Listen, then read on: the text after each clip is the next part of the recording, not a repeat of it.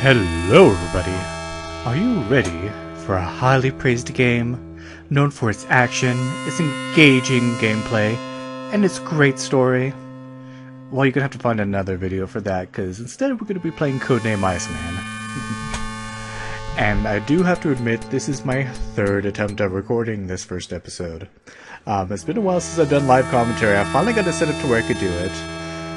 But, first attempt, I used Bandicam and decided to try to use the Bandicam's voice microphone recording as well as the video recording, and I just put it all into one audio file, and I couldn't mix it very well, and I even uploaded it, but it just didn't end up good, so that upload's gone. Second attempt, I decided to put in some Audacity, so I'm recording with Audacity while recording with Bandicam. Unfortunately, I accidentally forgot to turn off the microphone on Bandicam, so that one also has my audio mixed in with the game audio, and there's no way to balance that, so third attempt, this one should work. Anyway, this game, it is very interesting. I know there are some people out there who would say this game is great, it's super interesting, and all the technical stuff is interesting, and in a way, yeah, it is, but it's they didn't mix it very well in the gameplay, in my opinion. I mean, this game does have its endearing traits, I guess, but you be the judge for yourself. So let's get started, and we start on this weird tropical island for some reason. Let's see what's going on. Go to the beautiful island of Tahiti, where warm South Pacific breezes caress the emerald-clear waters of the sun-filled paradise. A place of fun and relaxation, a place where love and romance can be found, a wonderland where anyone can get lost in its magic. We find our man, Lieutenant Commander John B. Westland of the United States Navy, enjoying a well-deserved leave from his recent assignment. The story opens with Commander Westland on the beach soaking up the sun.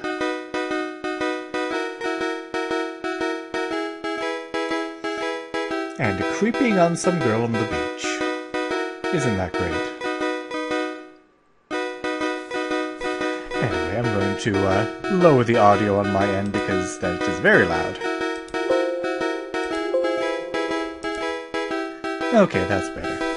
Anyway, let's check out our main character. And by the way, my typing might be awkward because I have a very awkward setup here where I have to have my keyboard in my lap, but oh well, it works. And whoa, look at him. Yeah, goodness, he is a very buff dude. Anyway, why not? Let's just go for a swim here. And for some reason, he is a very, very slow swimmer. Even though he's in the Navy, which I would assume they would be very good swimmers. But oh well, I guess I can't judge him too harshly. Who knows how the waters of Tahiti are? Oh my gosh. In my other recordings I didn't get that, like sometimes the seal will come down and just attack his head, but I got that now. I remember I'm doing a test thing of this, and I'll tell you in a second.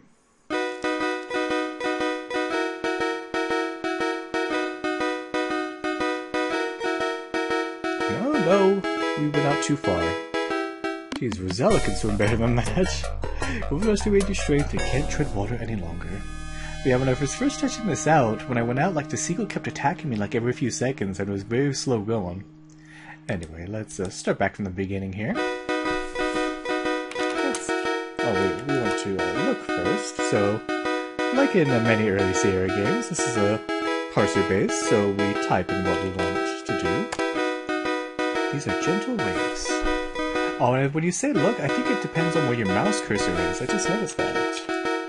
Or maybe not, I don't know. Because sometimes when you, like, usually when I would look here, we would talk about the magazine here. Till we see a news magazine. Let's read it.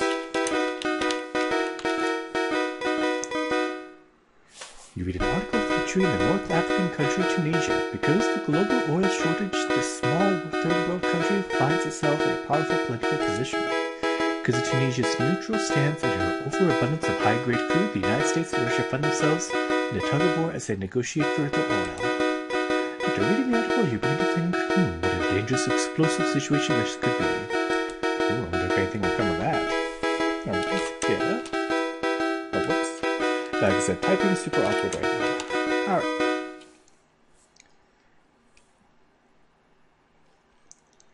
So let's go check out the beach, see what fun we can get into.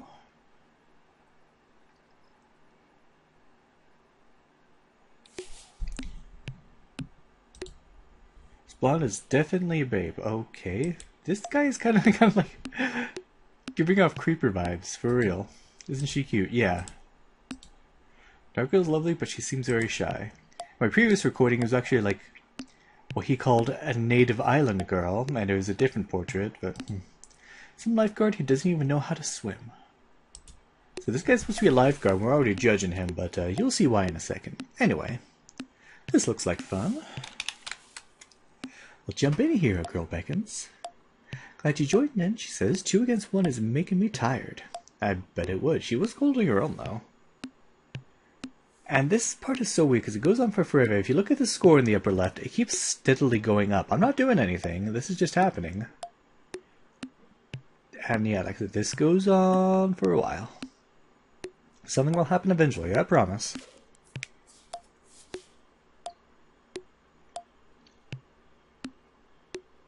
Oop, oop, oop, oop. So how y'all doing? Hot out there, isn't it? We're having a freaking heat wave over where I'm living. Oh, here we go. Oops, there goes the ball. And she just goes right into the middle of the ocean to go get it. Is that a good idea? It is not. So let's go see if we can help her. Later, if you walk away, that'll be a game over. You reach the drowning girl and find her unconscious. Uh-oh, grabbing her, you swim back to the beach.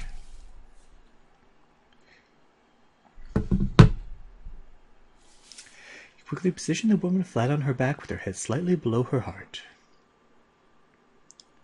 Alright, let's do some CPR. And it says you will find the correct rescue procedure listed in the game documentation. Now here's the thing with this game, you need the manual in order to beat it. That's not a question because it tells you exact procedures for things to do. And that includes CPR. If you follow the game manual exactly, then you should be good, because they made sure to sync it up with the game, which I guess they should give them props for. Alright, so step 1 says, shake and shout. After gently shaking the victim, you try getting a response by saying, are you okay?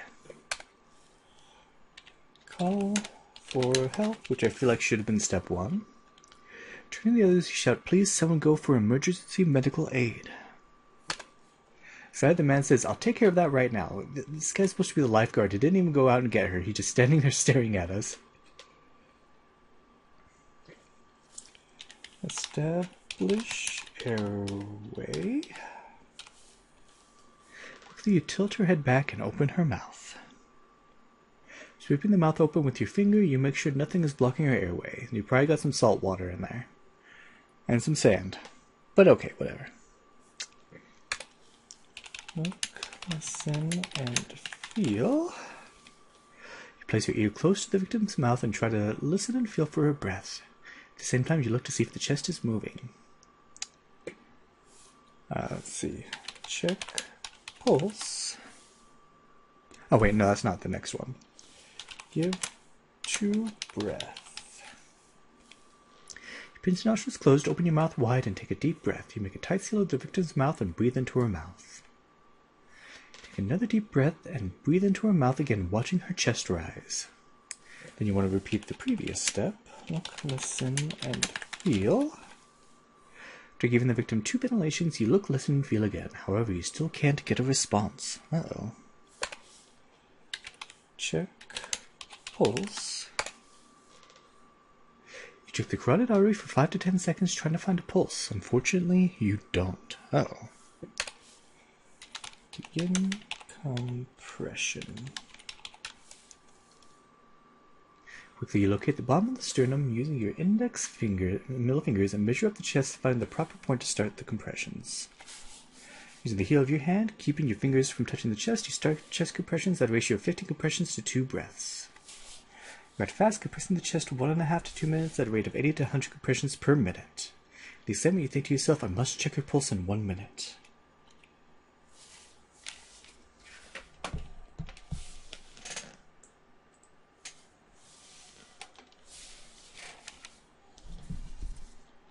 Check the carotid artery again and become excited as you notice she's breathing on her own and you detect a faint pulse at the same time.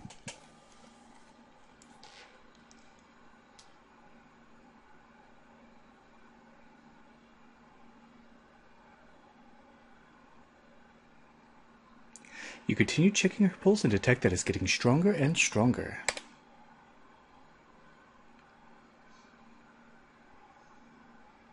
You watch as the doctor examines the girl. The doctor turns to you and says, "Well, sir, thanks to you, this young lady is going to be just fine." She starts moaning and mumbling and attempting to get up. She insists on standing, so you help her up. Shouldn't she, go with the doctor? Oh well. Though still a little shook up, the young lady you just rescued thanks you for saving her life and says, "It was fortunate for me that you were here and that you're a strong swimmer."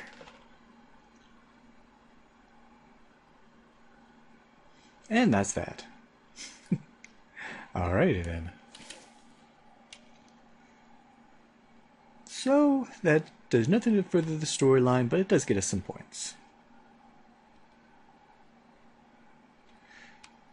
So let's go over here, and I'm going to restore a save from my first recording attempt because there's something I want to make sure I keep from that recording, from that gameplay session.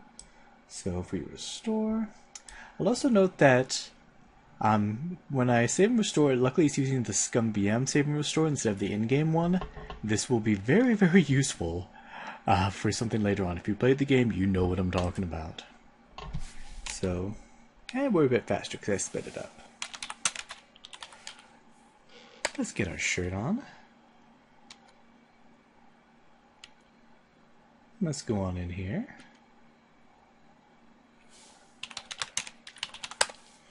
Let's open this door. And let's talk to the front counter lady. If we take a look at her, it's not a pretty sight. Ugh. Okay, stop that. Talk girl. What can I do for you, sir? She asks. Let's get our key. Now, there's a reason I wanted to keep my same game file from when I was first recording, and it's right over here.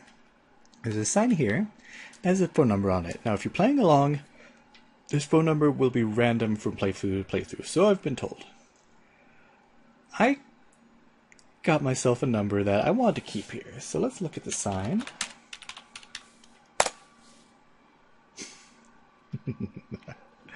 I may be immature, but I really, really wanted to keep that as the number. So usually you'll want to write down that number for later. I think I don't need to write it down. I should be able to remember that.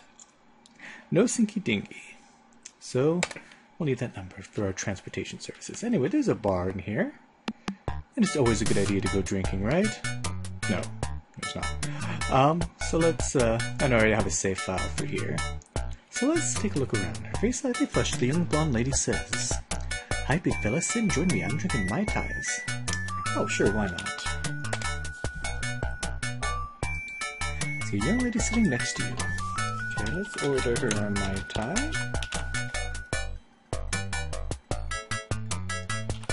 Let's talk to her. Let's have a Mai Tai together, she suggests. Yeah, every time you talk to her, she's just going to want a Mai Tai. So let's get her own drink. Why not? Nothing bad ever comes with drinking, right? No, let's order drink.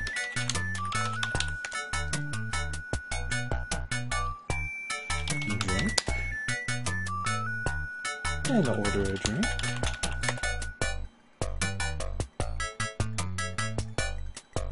And let's do another drink. Let's order another drink. Why not? Let's work down Space Quest, right? Glass is empty. This is a fun little detail is that some of you drinking the whole thing in one gulp before, like right when you get it. Oh wow, I never noticed that. Anyway, order a drink.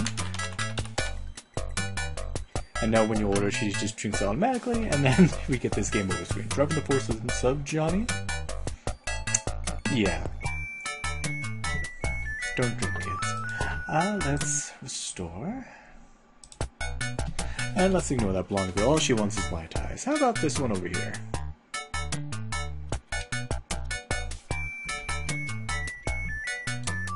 Nice-looking woman is having a drink alone. That girl. She looks and says, hello. Good girl.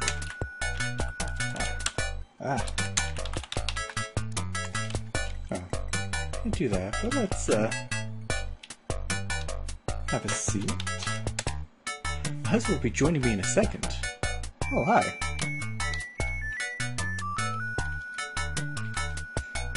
Oh, well, just because you're your husband doesn't mean I can't still flirt with you.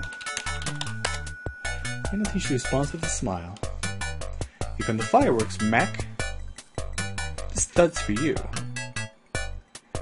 Wow, this big burly guy who's in the Navy gets punched out by some vacationer dude. Would a punch don't be, it won't play again. So there's some interesting ways to die in this game. So let's ignore her. There's actually one girl in here we want to talk to.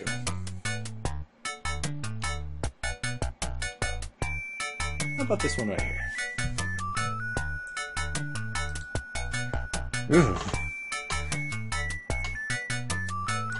Not sure I want to talk to her anymore, but we need to. Besides, she says hello to you. Good girl, drink. Oh, she says, Goulet wouldn't mind sharing a bottle of champagne with you. Hey, bartender, you say, can I have a bottle of champagne and 2 glasses? Oh, thank you, she breathes. Would you pour me a glass, please? And if we try to sit... Yes, it's right here. You have to be like in the exact position. Just a little bold, don't you think? She says. We haven't even danced yet. Oh. So let's dance with the girl. And get ready for some awkward dancing. This reminds me of, I don't know what movie it is. I've never seen it, but I've seen a scene with Jean-Claude Van Damme where he's goes onto a dance floor with girls and starts dancing super awkwardly, and it reminds me of this. I don't know why. But anyway, you can actually like move around while you're dancing, and there's a fun little thing over here. So let's... Man.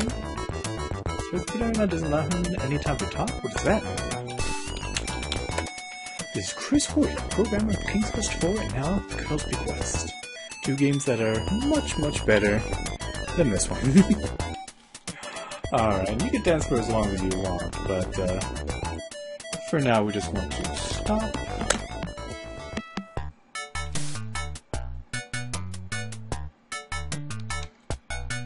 So now let's have a seat.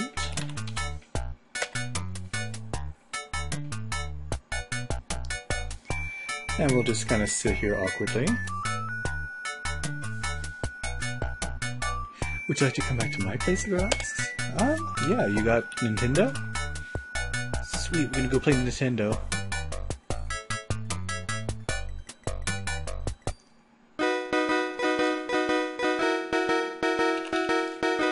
And so, what to do to get in? Give her a kiss. I mean, anything to play Nintendo, I guess. To attend the grace she murmurs. Would you like to come in for a while? Of course, let's get that Mario going. Where's the TV? She looks at you and says, come over and have a seat. Okay. It's like under the bed, is in the other room. Let's talk to her. In small voice of despair, the lovely Stacy says to you, you know, John, this vacation has been beautiful for me except for one thing. She continues, I lost an earring today that is very important to me. I searched everywhere, and for the life of me, I just can't find it. I know it was on when I left the room, she sighs, but I didn't notice it missing until just before walking into the hotel lobby. Finally, she says, I know I'd be the happiest woman alive if I could find it. Wonder if that's hinting at anything we'll need to do. Anyway, let's just ignore that. So, Kid Fashion begins to overcome you. You're gonna have to kiss her over and over again. Yeah, they even make that cheesy romantic scene, like, tedious. Have to kiss her again. And there's atomic bombs going off between our lips. As you embrace, your eyes begin to roll back into your head. You thought you had been kissed by the best until this. You think to yourself, my. And finally, I think this is... The excitement of romance of the evening will be forever emblazoned on your memory. You think to yourself, there really is a heaven on earth. Oh, so we got to play Zelda. Yeah, that would be. And we had a fun sleepover. Alright, so, yeah, this has been Codename Iceman so far. Trust me, we will be getting to the Navy stuff, but don't look too forward to it. But, can we find that girl's earring, and what was so important about it? Well, you're just going to find out next time on Let's Play Codename Iceman. Thank you for watching, and have a good day.